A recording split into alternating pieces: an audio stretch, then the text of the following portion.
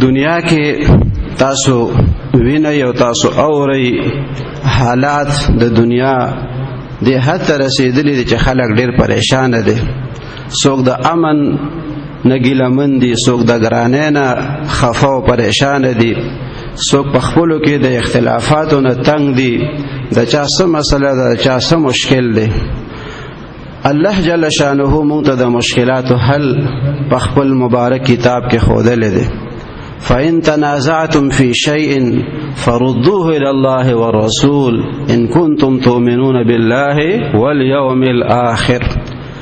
خلقو کستاسو پس مسئلہ کې اختلاف جوړ شي، جګړه جوړ شي، تنازع پیدا شي، نو فردوه إلى الله والرسول، آغا خپل مسئلہ الله تعالی ته او د هغه رسول صلی الله علیه وسلم ته وړاندې کوي. ستاسو د تمام مسائل حل هغه په قرآن پاک او په احادیث د نبی کریم صلی الله علیه وسلم کې موجود دی.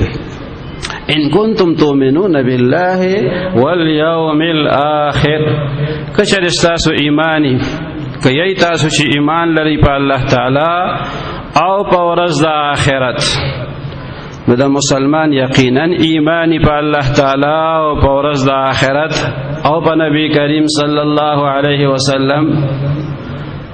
نو چې ایمان لرئ تاسو په خدای او په رسول باندې او په آخرت باندې، نو تاسو چې کلم څه مسائل پیښ شي، مشکلات جوړ شي، نو تاسو رجوع کوئ الله ته او د رسول صلی الله علیه وسلم د تعلیماتو نه ځان خبروئ او په هغې باندې بیا د عمل کولو کوشش کوئ. کفار بد کردار هغه دا غواړي چې د دنیا د نوجوانانو فکرونه خالص مادیت طرف ته لاړ شي. هغه د خپل میډیا په ذریعہ هغه خپل غند د دنیا نوجوانانو ته رسول غواړي، او تاسو په خپل د هغه مشاهده کوئ، په خپل د هغه حالاتو نه تاسو خبر یئ چې هغه په هغه خپل کوشش او په هغه خپل میشن کې کم حد ته رسیدلی دي.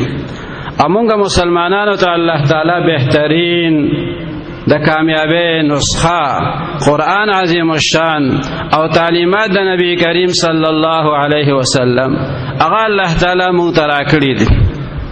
نو دغه تمام مشکلاتو او د مصائبو او دغه پریشان کن حالاتو مقابله مسلمانه کته غواړي، نو هغه په بل طریقه باندې نه کیږي. اومدغه طریقې د چې رجوع